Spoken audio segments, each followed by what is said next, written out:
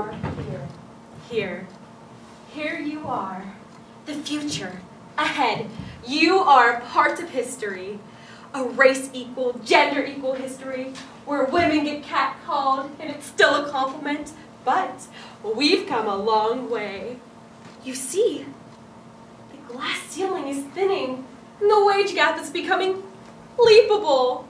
So everything is okay. But it isn't. I am shamed for wearing tight jeans while being cast aside if I don't wear them. I'm asked if I'm sick if I'm not wearing makeup. I can't go outside alone at night without feeling threatened. So no matter how many times Rosie says, yes we can, society tells me, no, you can't. And look at you, here, seeing how far we've come.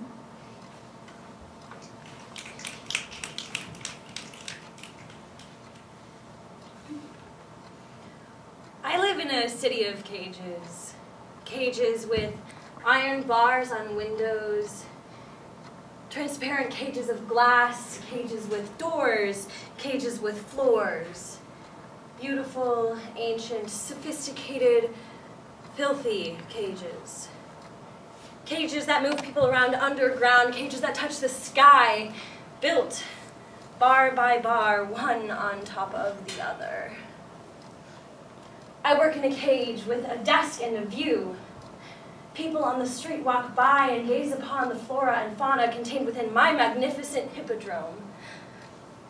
Hunched over glowing screens, composing emails, composing texts, composing composed compositions regarding the curious state of their glorious cage.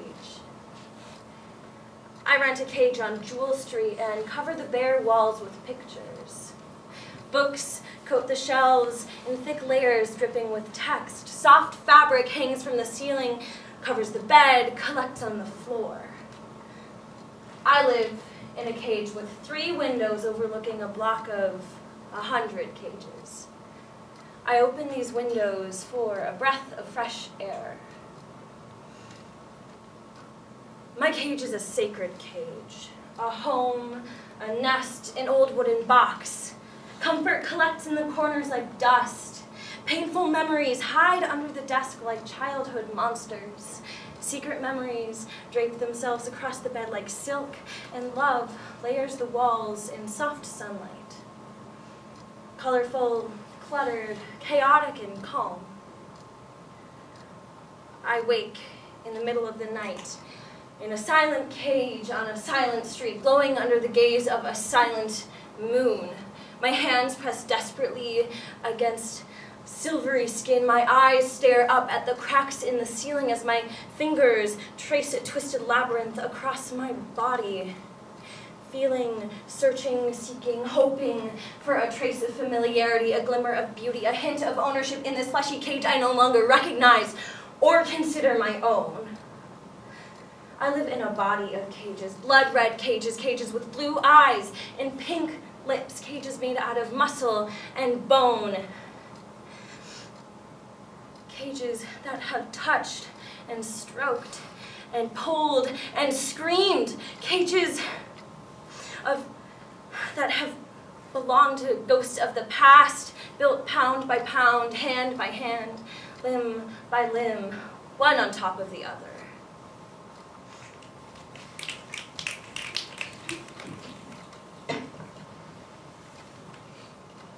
Society often makes stay-at-home moms feel very insignificant.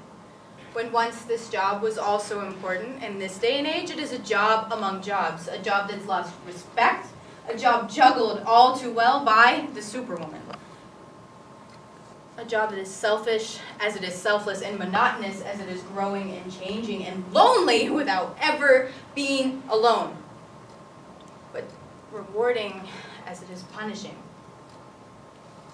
It does have the freedom of not having to be in an office, but not the freedom of a lunch break or a quiet drive to work. It misses adult stimulating conversation, but it does allow for the after-school pickup, the I forgot my money, my uniform, my lunch, my shoes, my uniform, midday drop-off. Anyway, I could elaborate, but I have to go to ice skating.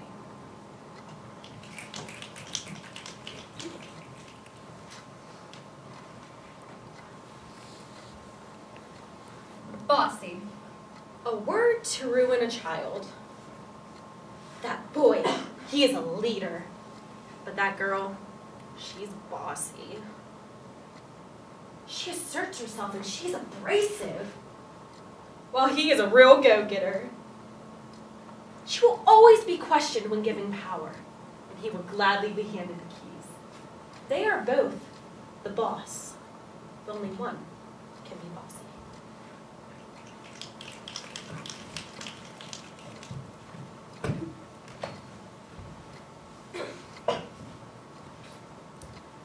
A bedtime story.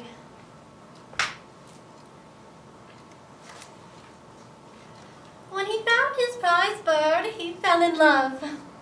He handled her with delicate care, stroked her pink feathers with passion, and bathed her in life's finest things.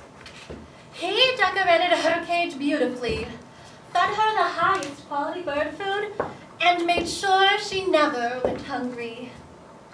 He loved her and wanted her to know that she was always safe in his cage. But the little bird couldn't help but think that even though her cage was luxurious and clean, it was still a cage. And she couldn't even spread her wings all the way. Sometimes he forgot about her in her little cage for a while. The little bird became unsatisfied with her life in the cage. She fantasized about what it would be like to fly again. She became an old bird, a burden to him, but she was still trapped in his cage. She started to ruin her cage. He destroyed all the toys he bought her and sabotaged her luxurious cage that she had grown to hate. And even though she begged and begged, he wouldn't let her go. "You won't make it out there," he said. "You can't survive without me. Why, who would possibly love a bird like you? You're mine forever." She would feel guilty for thinking about flying away, but she couldn't help it. Eventually, the thought began to consume her. He would get mad when she asked about leaving. He would pound on her cage and throw things in her direction. He would lock her inside the cage as punishment and wouldn't let her leave until he was done yelling. She started to think that no other bird would accept her in the wild, and without her owner, she would surely starve to death. She wept, and her owner felt bad for her because although he caged her, he never stopped loving her. She started to believe that she would never fly again.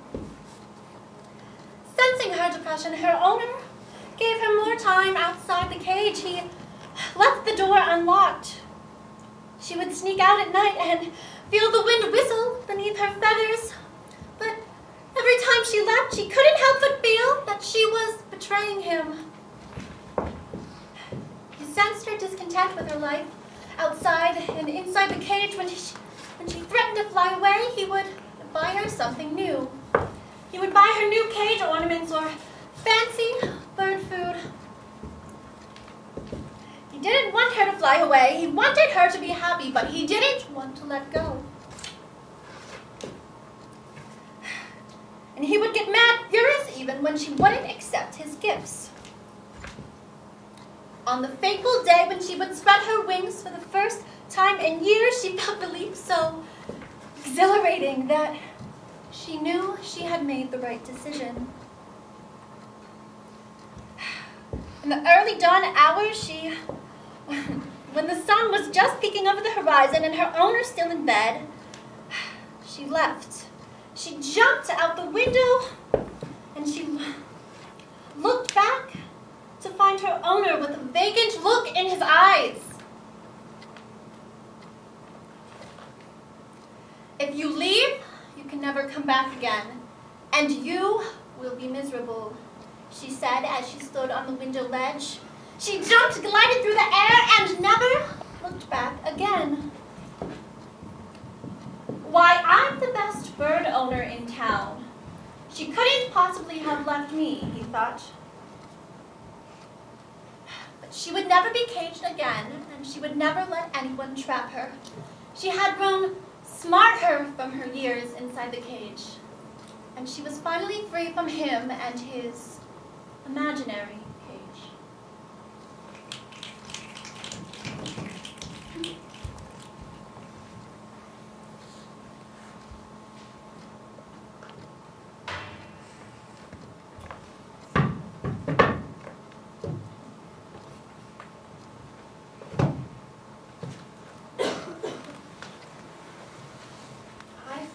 Your fragile fingers that trace faces in the murk.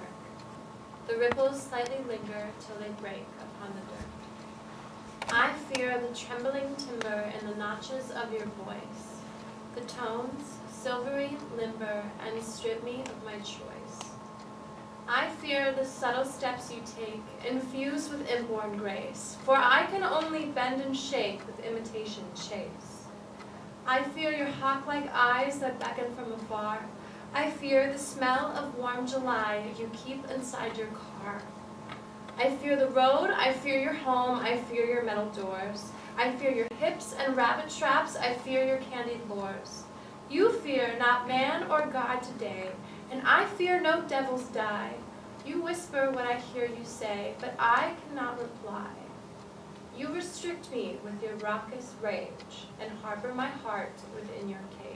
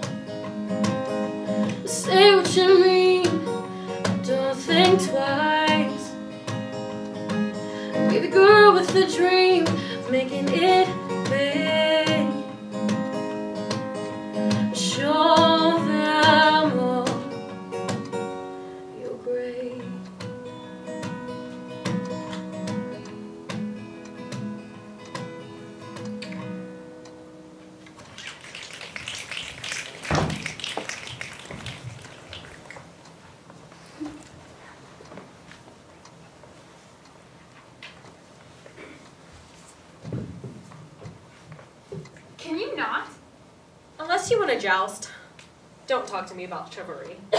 I will hold doors, offer to pay if I invite you out, and make sure to always thank you if you do such. This isn't about me asserting my dominance or letting you assert yours. It's about manners. If I suggest going out to a fancy restaurant, I expect to be willing to pay as much as you are if you do so. I don't expect you to give me the world because it isn't yours to give. I demand your all if that is what you expect of me. This romancing is not a business contract. It is about you and I coming together as an us. That way we may be able to reveal ourselves and remove the masks we live in.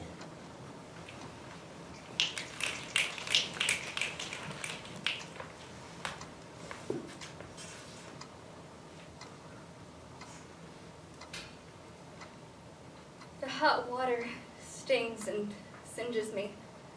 Hot wax dripping and rippling, matting my hair. Shh. It whispers at my whimpers.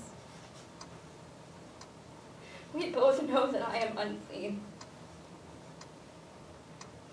Half a bottle of body wash later, and I'm still unable to remove the filth, your sweaty hands and chapped lips.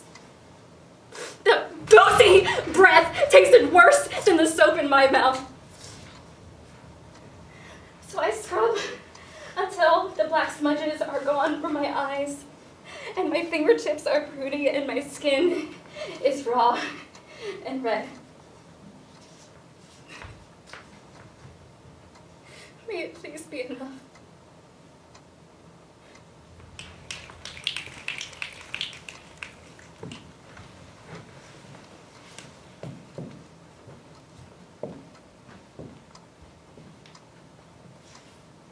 After a long day, I sit down with a clear glass filled almost but not quite to the brim with white zin, and somehow I can see all of the day's faces reflected in the silky pink brine of sweat and painted fingernails. And would you like cream or sugar with that? No? Just black? It's funny how coffee isn't really black, but dark brown, like the flowing tendrils of hair cascading down from my mother and my sisters and my own crown. The only hair that's acceptable for me to have, because I live in a world where I am told that natural hair is disgusting and it must be removed so that I can look pretty. Because I live in a world where I owe everyone prettiness, where simpleton aesthetics is the rent that I pay for the space I occupy on this earth. Where I sit and look at all 12 first-class seats and see that they are only affordable to the same whitewash, slack-jawed, salt and pepper-haired, pinstriped men asking me to hang their jackets. And I know it's my job, but it's a job where I am required to wear pantyhose and high heels, to wear mascara and lipstick, to parade an institution's idea of beauty before dead-eyed executives and reach up to catch the business cards showering down, because that is a gift that is bestowed upon me. If I ever find myself in the area again reading scripted lines about federal regulations and exit row requirements. And I am told that I am lucky for this opportunity. And they say that we are all equal in the workplace, but equality sings no songs today, my friend, and there is no room at the top for those of us with rosebud lips and features a little bit softer than the hard edges and angles carefully built to fit Hugo Boss. But these rosebud lips, when they touch the wine glass, will leave lipstick prints all around the rim, like the footprints I leave all around the sky. And even though I am not a man and cannot fit my mounds and valleys into a pinstriped suit, Hugo Boss envies me, for I walk amongst the clouds.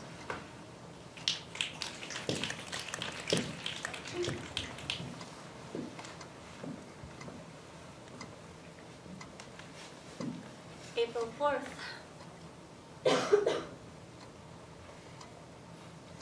I can hear the harsh echo of my beating, pulsating within the cage of my head and my heart. I have been skinned alive, left for birds. Birds being men, being boys, being cowards. Birds being women who surrender their power. Why should I be left for dead accepting that yes means yes and no means yes? Because it's easier to die than to say no? It's easier to let a criminal's vile rip sit with you eternally while all sense of morality and reality slip gradually? At least, that's what the police told me.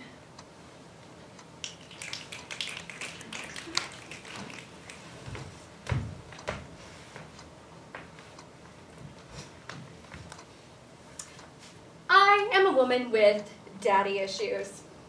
Now, there are a lot of stereotypes ingrained into the very fabric of the phrase. Tropes that live within you from the moment you hit puberty and that grow as you do. No matter how hard or how often you try to just push through that fabric and just breathe. Boy A says, avoid the girls with daddy issues. They're fucking crazy. Boy B says, crazy ones are the best to fuck. And then there's boy C. And boy C, well, boy C doesn't say anything. Boy C stands off to the side and awkwardly shifts to bring distance between him and his friends. Boy C rewards them with an awkward little grin when they catch his eye. So boy C, you, boy, are the worst of them. You are the worst because you don't agree with putting a woman like me into this pathetic frame of mind, and yet you let A and B think you do? You are the worst because while A and B set up the bars on this cold metal foundation my father laid so long ago, you are the one who locked the door and swallowed down the key in that nervous little gulp of yours. Poor boy C. The nice guy, the innocent friend zone victim of the cruel, cruel, unfair dating world. Hashtag not all men. But relationships require trust, boy C. And the moment you held your tongue is the moment any woman who noticed held back any hope of trusting you. What else do you remain silent about? Because if you are not on the side of positive change, you are part of the problem. If you keep having to try to convince us that you are such a nice guy, maybe you have some doubts as well. So, boy C, regurgitate that key because it's largely up to men like you if us women are set free. And if you really expect women to believe in hashtag not all men, well, hashtag proven.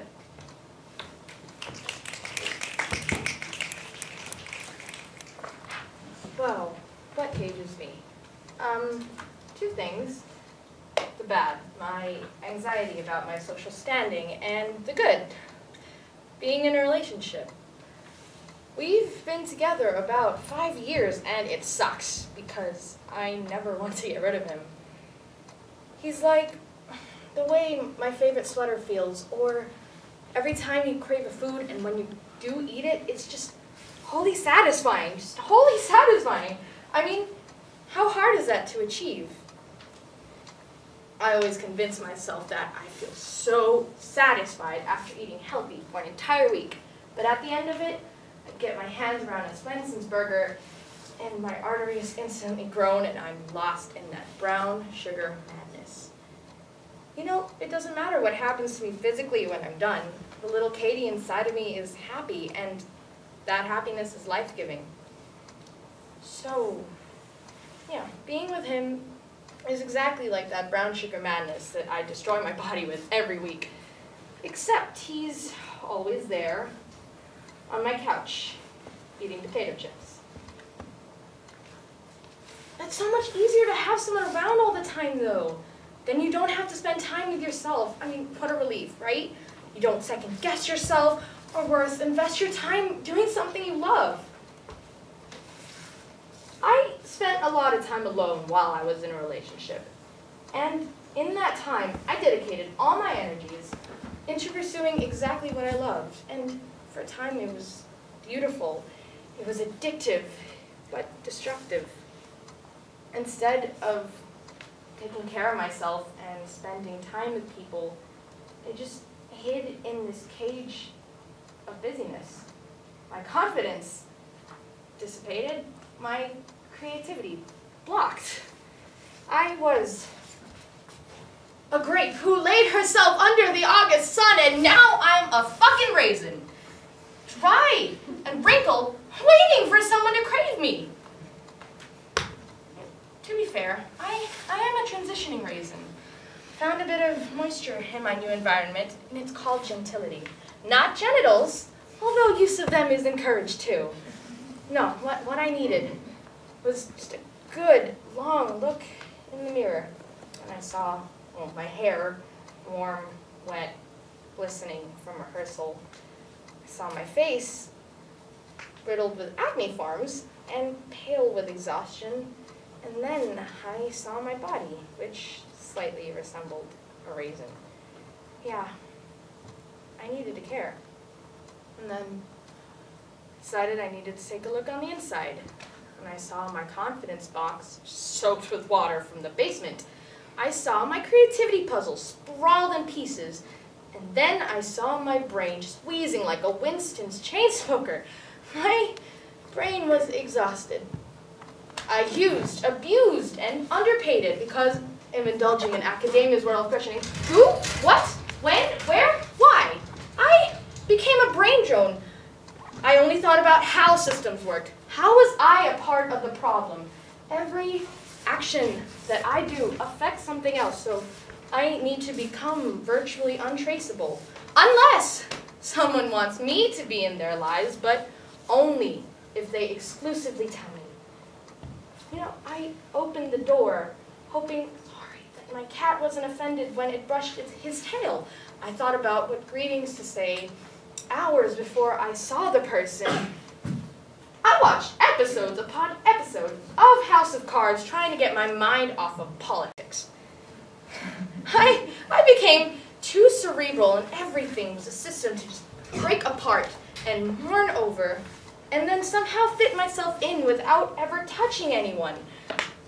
I thought about what I should be doing instead of actually doing it. And the only comfortability I had was from being with him.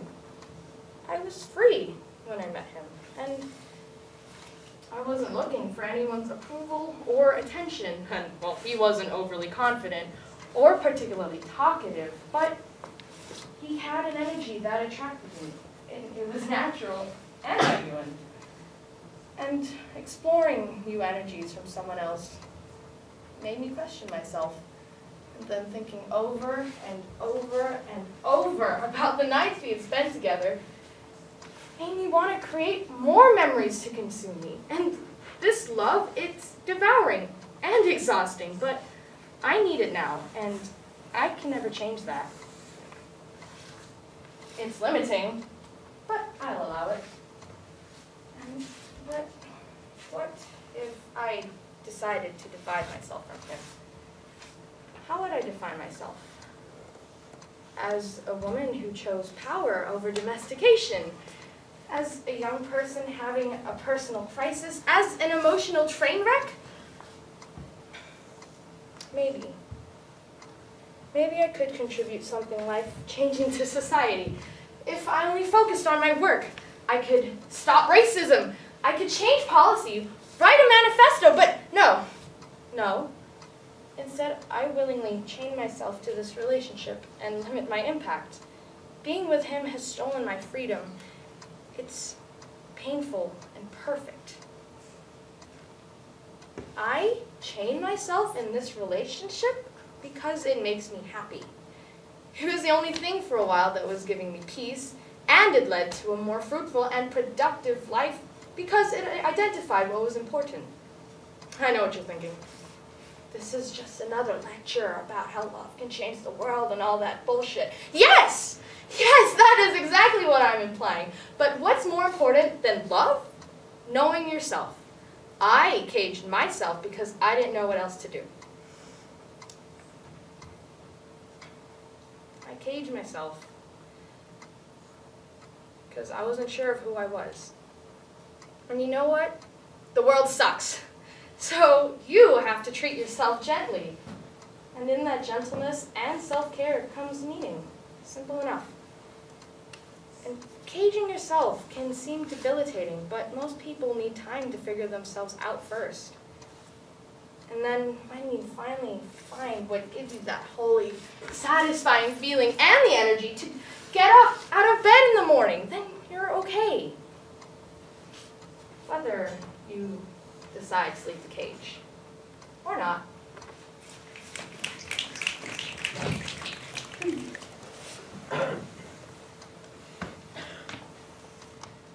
I'm disassembled, rearranged, put back together, but not the same. I'm broken-hearted, broken down, a broken spirit without a sound.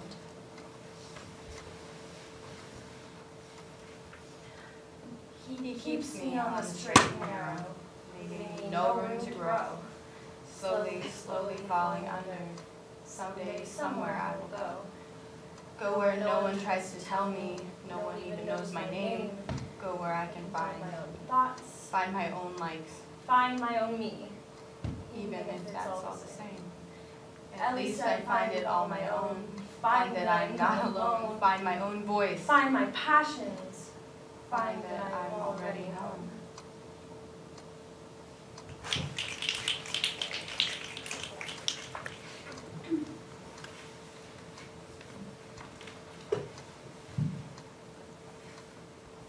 I'm 21.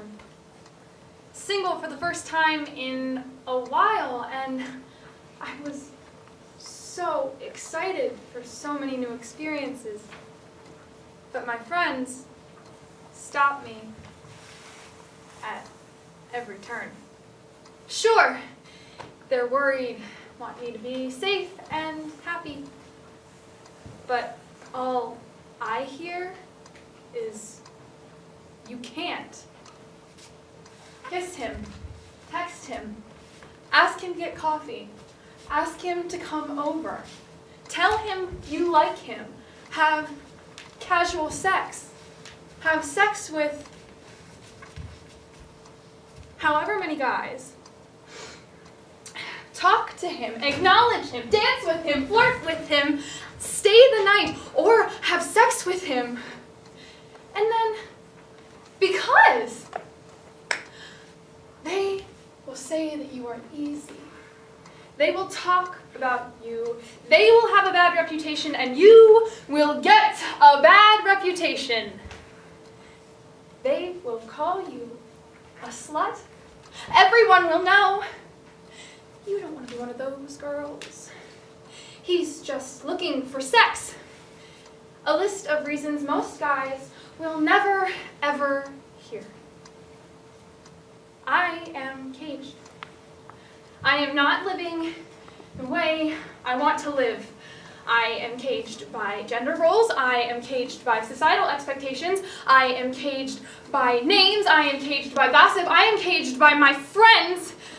I am caged by the judgment of other women.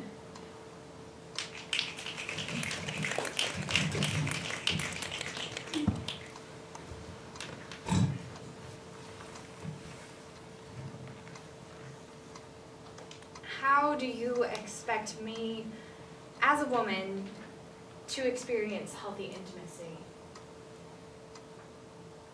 You tell me that in order to be healthy, intimacy first requires equality, the understanding that neither individual is superior over the other, but that both individuals are worthy of the same treatment, same quality of love, the same respect.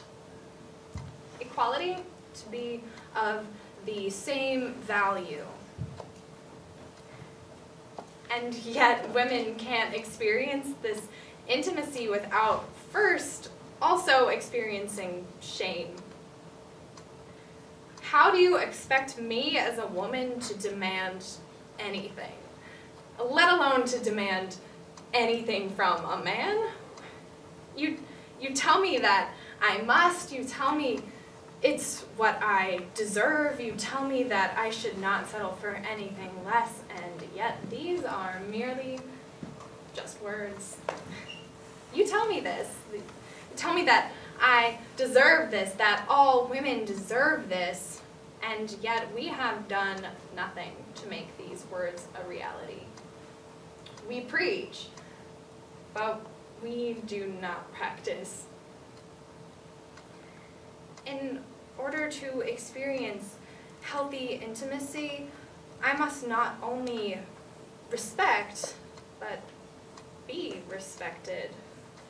And yet, I've been taught that as a woman, I ought to be apologetic for demanding anything at all. So, how do I demand respect? How do I demand to be loved? How do I demand to be treated as an equal? What does it mean that we can say a woman ought to receive respect, but then we turn and call her a bitch as soon as she demands it? Why do we say that we empower women, but then condemn her if she acts as a result of these empowered words? Who are we as a collective society, a community, as it were, who simultaneously lift women up and tear women down? I know that I deserve to be happy and to experience such healthiness. I know this. Not only do I know this, but I preach this. I'm even worse than this society. My words are just as empty, just as meaningless, just as faulty. I deserve respect. I need to stand up for myself. I ought to stand with my shoulders back and my chin up, because I am worth respecting. Enter man, and suddenly this is no longer what I deserve. This is no longer what I need. This is no longer what I want. I'm sorry. Whatever happens, I am so sorry. I'll take the blame for his wrongdoings. He would have never done them out of ill intent. He deserves to be treated and to be trusted quickly and deeply without any doubts or hesitations. I apologize for not making him my center. His needs should be put before my own. I apologize for not considering him first whenever I make a decision. I apologize for not doing exactly as he asks. I ought to serve him. He should be treated as a superior, because why wouldn't he be? This continues.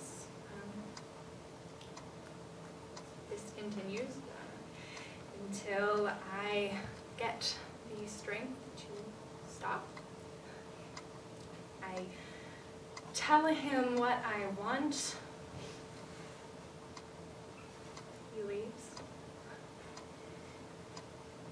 I'm hurt. I wish I could be what he wants me to be. This continues until he gets tired of me.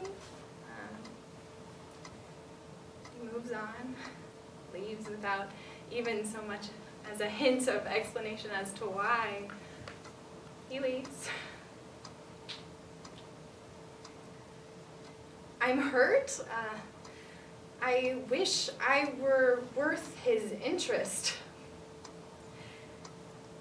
This continues until he finds someone else. He meets a pretty girl and he leaves. I am hurt. I wish I were more like her.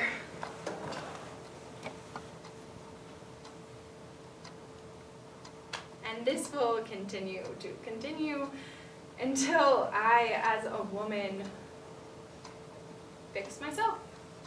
Because I'm the problem here. I need to learn love myself.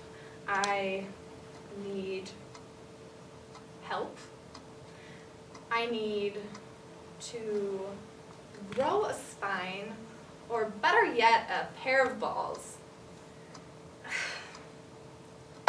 I, as a woman, can only be healthy by overcoming the odds that you are creating against me. I, as a woman, am expected to carry the weight and make changes to a life that you fucked up. And if I fail, I get tired and I fail. If I get tired, I am stuck in an unbalanced, male-focused, unhealthy intimacy. An intimacy that is actually a lack thereof. An intimacy that is actually a sort of twisted serfdom.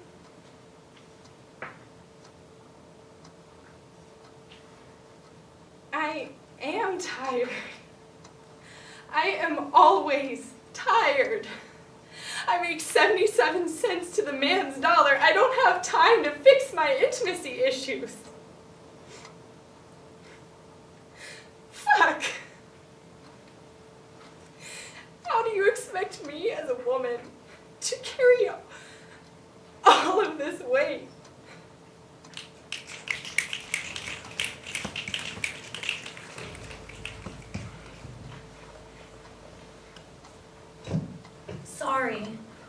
Sorry, I just thought. Sorry, it's a stupid question. Sorry, I just can't stop talking. Sorry, I didn't feel like wearing makeup. Sorry, I was wondering. Sorry I got your attention. Sorry I disagree. Sorry for stating my opinion. Sorry for taking up space.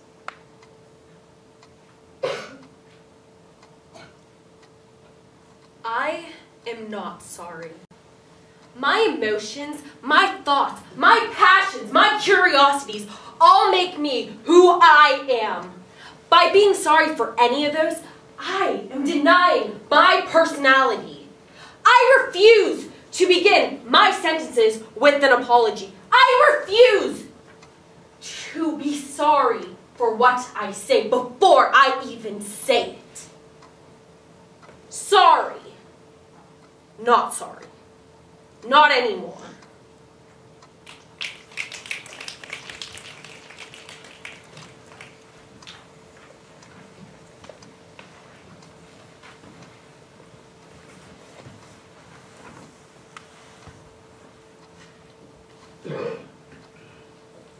We are birds in a silver cage, a cage masquerading as our home. They call it freedom, and we laugh because this is our world. We are eagles and bluebirds and ravens, strong, beautiful, and resilient, hollow-boned and heavy-hearted. We can't grow in a place like this. We can't thrive here. Please open the cage with wings twice the length of our bodies, both small and large. We beat against the cage every time we move to stretch. Some of us have our beaks, our bodies, our wings, clipped and beaten and starved. Bound by snares and chains, trapped in cages of our own inside the larger. And we are both together and alone in our captivity. For as long as we have known, we have been beating and clawing against the metal, screaming our discomfort until our voices and fingers are raw. But they won't listen. They won't hear us. And sometimes we won't even hear each other.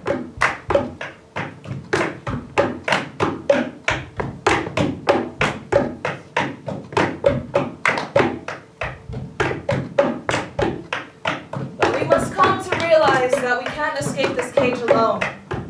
When all hope has been exhausted, when we are worn down to our hollow bones, this is when we need one another. Listen to the lamenting song another sings, hear how the notes entwine with your own, and see now that we are stronger together. Our voices are louder when we screech together in harmony, pushing back against the bars that confine us. We will no longer let them define who we are. One day, when we can all come together, when we can assist each other in our liberation, then we can pry open the cage, we can destroy the cage, and we can expand our world.